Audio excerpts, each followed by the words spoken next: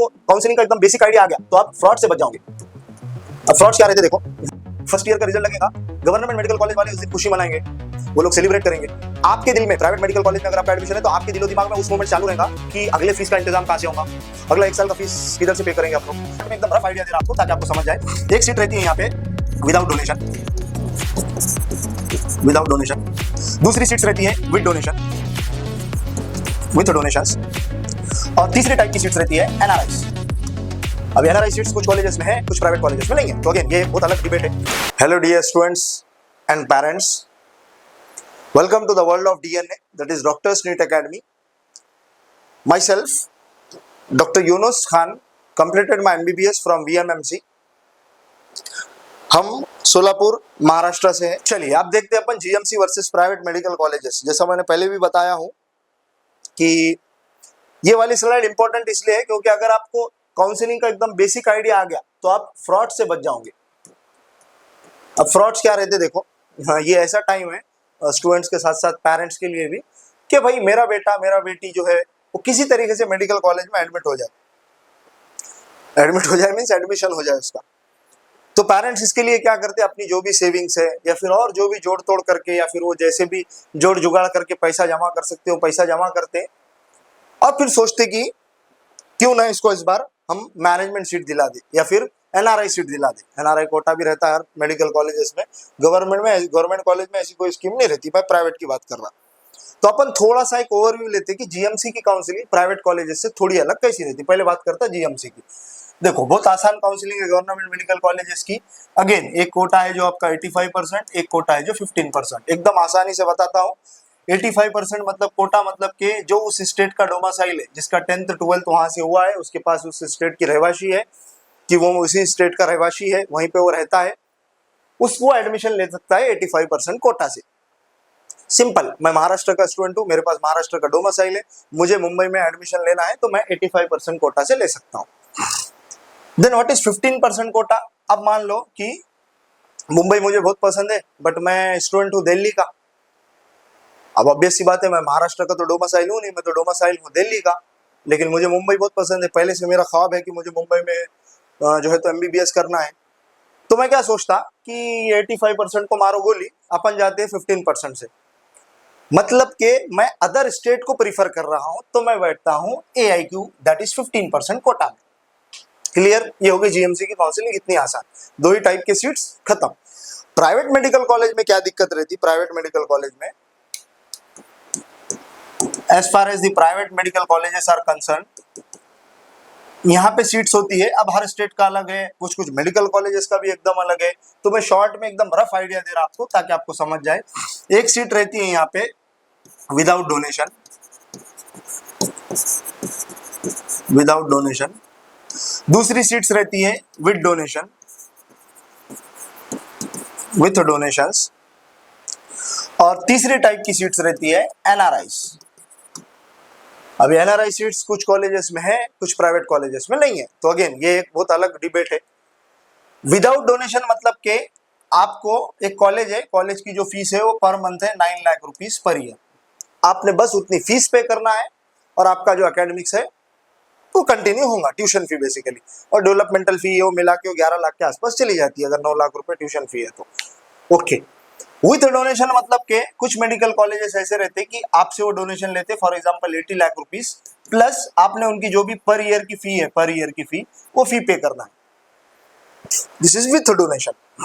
तीसरा एनआरआईस, ये वो कोटा रहता है एक्चुअल में बाहर से अगर कोई आके इंडिया में एमबीबीएस करना चाह रहा था उसके लिए, बट क्योंकि ये सीट्स खाली रह जाते तो मेडिकल कॉलेजेस जो रहते हैं उसके ट्रस्टीज वो ये ट्राई करते हैं कि भाई एटलीस्ट सीट तो भर जाए, तो फिर वो इंडिया के स्टूडेंट्स को भी ये सीट दे देते हैं। इसका क्या सीन रहता मालूम क्या, ये हर मेडिकल कॉलेज में अलग रहता है। जनरली ये जो फीस है आपकी 9 लाख, इसका 5 गुना यानी कि 45 लाख रुपीस पर ईयर। तो ये तो किधर से ही वर्थ नहीं है। 3 टाइप की सीट्स प्राइवेट कॉलेज की बात कर रहा, without donation, with donation and third one is NRI quota.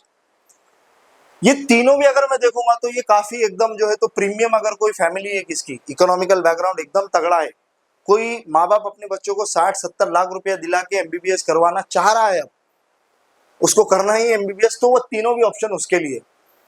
As a doctor अगर मैं आपको सजेस्ट करूंगा तो मैं ये बोलूंगा कि अगर आपके पास 50 लाख, एटलीस्ट 50 लाख रुपए तो लग ही जाते प्राइवेट कॉलेज में अगर आप ओपन से है तो। अगेन इसमें भी कैटेगरी अगर है तो बेनिफिट्स है, अलग अलग स्टेट्स के अलग अलग रूल्स है, वो एक अलग डिबेट। अगर आप मुझसे पूछोगे एज अ डॉक्टर, क्योंकि मैंने फील्ड को, एमबीबीएस को, मेडिकल फील्ड को एकदम करीब से जाना हूं इन 5 सालों में, तो मेरा आपको सजेशन है, अगर आपके पास 50-60 लाख रुपए डालने की आपकी इस्तेताअत है, आपकी अगर कंडीशन है, आपको अलाउ करती है ये चीज, तो उससे अच्छा है कि आप बिजनेस स्टार्ट करो। एमबीबीएस को इतना पैसा देके कोई इसको ज्यादा भाव देने की जरूरत नहीं। इतना सैचुरेशन है एमबीबीएस में। मैं अगर आपको बताऊं सैचुरेशन का हाल, सैचुरेशन मतलब के जस्ट एमबीबीएस करने के बाद भी बहुत से लोग बेरोजगार घूम रहे। पहले तो भी ऐसा होता था कि एमबीबीएस जस्ट हुआ तो मेडिकल ऑफिसर की पोस्ट जो है वो आपके लिए वेट करती थी आपका, कि आओ और मेडिकल ऑफिसर बन जाओ और अपनी स्टेट को सर्व करो। अभी मेडिकल ऑफिसर भी, उसकी भी जगह खाली नहीं है। मेडिकल ऑफिसर बनना भी एक चैलेंज हो गया अभी, क्योंकि डॉक्टर्स इस हिसाब से बढ़ रहे हैं। अभी और आगे आने वाले 5 सालों में 75,000 डॉक्टर्स फिर से बढ़ने वाले हैं, 75,000 सीट्स। इस साल ही 10,000 सीट्स का अनाउंसमेंट होने वाला था, लेकिन अभी तक तो कोई ऑथेंटिक गजेट नहीं आया हम तक। तो आप सोच के देखो, धड़ल्ले से डॉक्टर्स बढ़ रहे। एमबीबीएस का कोई खासा वैल्यू मुझे नहीं लगता कि एक 15-20 साल के बाद रहने वाला है। तो आप आपका डिसीजन जो है एकदम वाइसली, एकदम अक्लमंदी के साथ दिमाग लगा के लो। अगर मुझसे अगेन आप पूछोगे कि क्या सर प्राइवेट में एमबीबीएस वर्थ है, खास करके अगर कोई लड़की है तो, गर्ल चाइल्ड, मेरे ख्याल से तो answer is a big no. बिल्कुल भी आप एडमिशन मत लो प्राइवेट कॉलेजेस में। एडमिशन लेना 5 साल की फीस, क्योंकि एक छोटी सी मिसाल देता मैं क्यों ये बहुत मुश्किल काम है।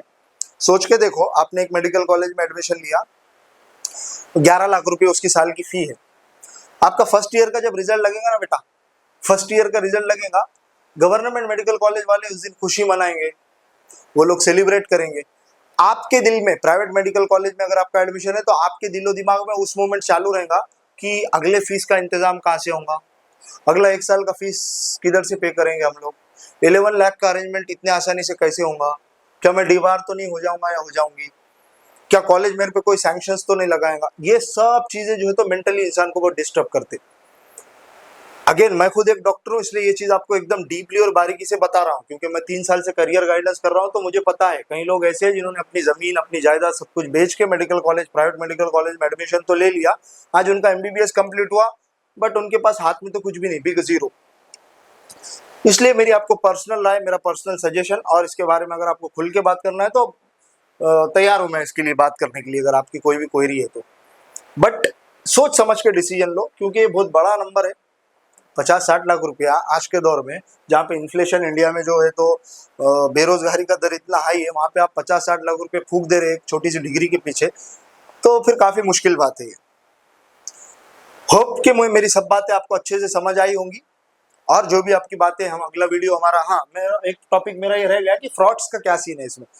देखो एक और चीज, फ्रॉड कैसा होता मालूम क्या, अब मान लो एनआरआई की सीट टोटली बार्गेनिंग सीट है, 45 लाख रुपए उन्होंने रेट फिक्स किया, बट वहां बार्गेन का चांस रहता, तो बीच में एजेंट्स आते कुछ कंसल्टेंसी के नाम पे। वो जो एजेंट्स रहते वो क्या रहते, साइबर कैफे वाले लोग हैं, 3-4 साल से काउंसलिंग करवा रहे, तो उनको लगता है कि उनको सब नॉलेज है, तो वो क्या करते, आप तक आते, आप पे अप्रोच करते, आपको बोलते कि 45 लाख रुपया रेट है, हम 42 में करवा के दे देते आपका पर ईयर का, आप तैयार है क्या, तो आप बोलते हैं नॉर्मली मैं जाऊंगा तो 45 लगेंगे, अभी 42 में हो रहा, 3 लाख रुपए पर ईयर बच रहे मेरे, क्यों ना इनके थ्रू जाया जाए।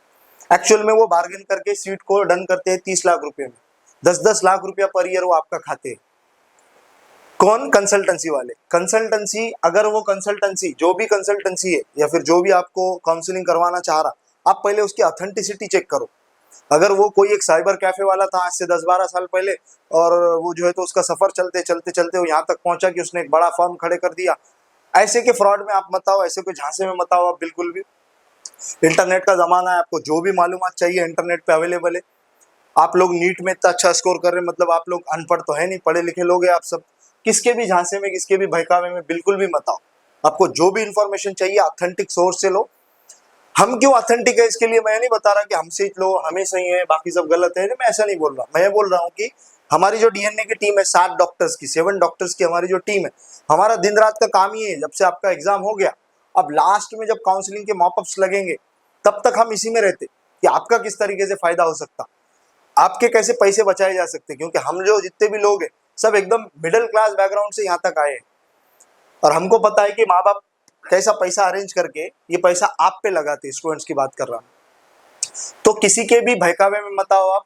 आपको अगर कोई ऑफर्स कर रहा है कि हाँ रशिया में MBBS कर लो, वहां पे से आने के बाद तो चांदी ही चांदी है, तो हमसे पूछो, हम बताएंगे आपको। FMGs बोलते हैं उसको, फॉरेन मेडिकल ग्रेजुएट, उनका इंडिया में आने के बाद क्या हाल है हमसे पूछो, हम बता देंगे आपको। तो किसी के भी फ्रॉड में मत आओ आप। आपको अगर कोई हथेली पे जन्नत भी बता रहा होगा, हेवन ऑन द पाम, तब भी उसको आप बोलो कि ठीक है मुझे सब पता है और मैं बहकावे में आपके नहीं आऊंगा। YouTube पे जो बाहर बड़े बड़े थंबनेल लगा के आप उसको देख के अंदर चल जाते हैं और फिर अंदर उनके बहकावे में, उनकी मीठी मीठी बातों में आ जाते हैं, आप ये भी मत करो, क्योंकि आप अगेन आप इंटरनेट का दौर है, आप पढ़े लिखे लोग हैं, आपको तो सब पता है। तो किसी के भी बहकावे में हमको इस मोमेंट पे नहीं आना है। मैं क्यों बोल रहा बहकावा बहकावा बार बार, क्योंकि ये माँ बाप के लिए भी, पेरेंट्स के लिए भी और स्टूडेंट्स के लिए भी एकदम इमोशनल फेज है। किसने 3 बार, किसने 4 बार, किसने 2 बार रिपीट करा, फिर भी गवर्नमेंट सीट नहीं मिल रही। ऑब्वियस सी बात है, इमोशनल इंसान इमोशनली वीक रहता। इमोशनली वीक इंसान को अपने टारगेट में लेना सबसे आसान चीज, और ये कंसल्टेंसी वाले यही करते। ये लोग क्या करते हैं, आपका फायदा उठाते, आपके इमोशनल वीकनेस का फायदा उठाते।